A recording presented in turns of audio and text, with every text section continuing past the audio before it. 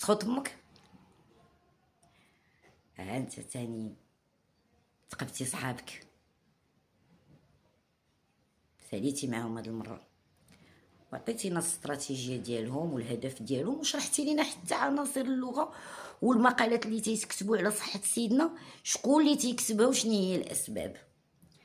هذاك التدوينه ديالك ديال عام السيبه ومن بيت الاحرار، كتبتها وديك الجمله اللي فرشاتكم وكانت اخر مسمار دقيتيه في النعش ديالك وفي النعش ديال الخليه الانقلابيه ديال صحابك. هل المسؤول الأول الذي لديه كل السلطات بين يديه على علم بما يجري أم ما زال مريضا؟ هل هذا المرض سيبقى ذريعة لضياع مصالح الشعب؟ أنا راك شرحتي بأنكم ماشي وطنيين ولا ملكيين، وبأن جميع المقالات وداك الشيء اللي تيكتب صامبريرو وداك الخبير ديال علي الملاوط وداك الشيء ديال زكريا المومني ومحمد حاجيب كله أصله الخلية الانقلابية اللي عطاوك انت يا راس البغل تخرج وتتكلم. كلاو التومة بفمك، كلاو الشوك بفمك، فضحتيو راسكم. تتحدثون على البلد وكأننا على حافة الانهيار، تتحدثون عن هذا. على ما شتيش تصوير سيدنا بجيتسكي؟ وقيلا كان جوابا مباشرا، كان جواب واضح. احنا بخير وعلى خير وبلدنا بخير وسيدنا اللهم لك الحمد. راه هادشي سيناريوهات تحيكونها وتتقنعوا بها دوك الناس اللي نصبتوا عليهم وتتقولوا لهم صافي راه حنا قربنا وصلنا قضينا الغرض. وربي ما بغاش لكم هادشي، ربي بغاكم تبقاو تفضحوا وبينتوا الوجه الشمكار ديالكم. ولكن احسن جواب جاوبتك راه هي والجواب اللي عطاتك الفنانه مجدة الرومي. اسمع سوبر بغل. أنا عندي حالة ذهول لأنه جيت من بيروت، كنت بشبه بنوم منفوخ منفوخ منفوخ منفوخ من أحداث الأيام الماضية كلها والصواريخ اللي كانت عم تعبر فوق بيروت. وجيت لهون لقيت إني أنا بمحل مثل اللي حدا شكه دبوس وهدي وراء قدام البحر قدام الشجر قدام الطرقات الحلوة قدام الناس الطيبين قدامي هالاستقبال الحار من الكل. صرت أقول يا رب تحفظ المغرب، يا رب تديم عليك أنه.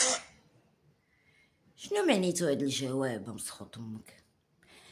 معنيتو ان الاستقرار الذي ننعم به في هذا البلد راه واضح للعيان وللجميع، وتعياو ما تنبحوا ولا تخسروا ولا تسفوا ولا تشيطنوا، راك تنمرتو كلشي عارفكم شماكريه باغينها تنوض.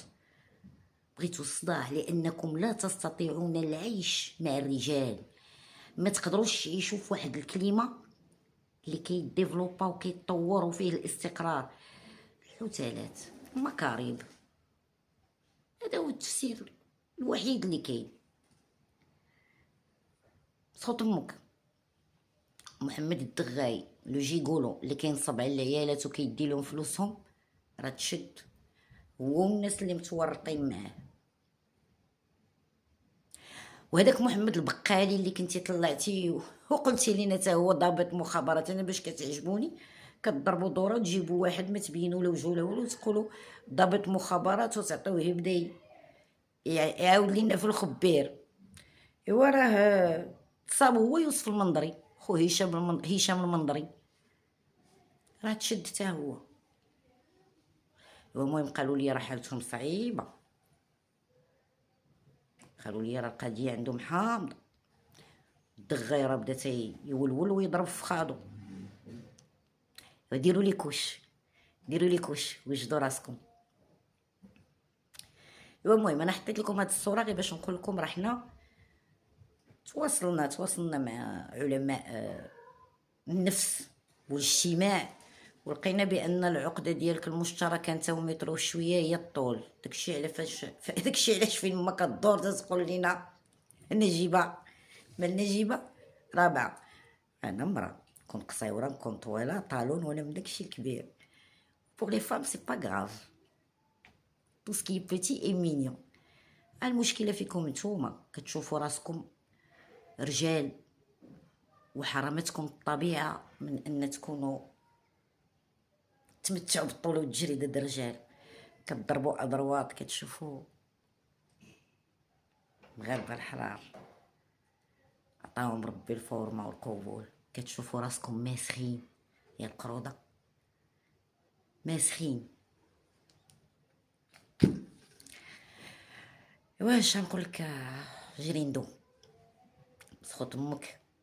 فضحتي نصيصيب ديال مهدي الحجاوي، فضحتي الياس العماري مترو شويه، وبينتي على العقد ديالك. المهم صحابكم راه كيطيحوا، قربتوا تقاداو. بغيت غير نقولك ما تبقاوش تكذبوا. انت والياس العماري خاصه خاصكم تحبسوا الكذوب. الا بغيتوا طوالوا شي شويه، المهم ما غطوالوش بزاف، ولكن على الاقل توصلوا لي شي شويه. تحياتو ميني الياسو، ميني مسخط امك.